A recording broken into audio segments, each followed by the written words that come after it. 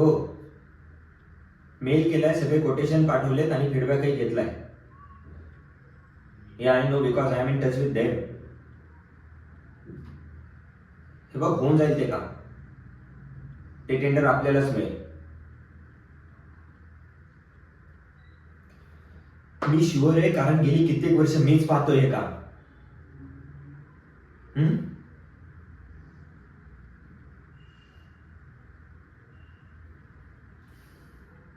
इथे घासायची आम्ही आणि क्रेडिट घेऊन जाणार हा. याचा बाप रिटायर्ड होताना मला वाटलं होतं माझ्या नावे काहीतरी करून जाईल, पण नाही. त्या साल्यानेही इथे नोकरच बनवून ठेवले मला. त्या त्याचा बिंडोक पोरगा, माझा चुलत भाऊ. काय लायकी आहे याची? काही एक लायकी नसताना मला याचं सगळं ऐकावं लागतं. काय म्हणून नाही केलं या कंपनीसाठी?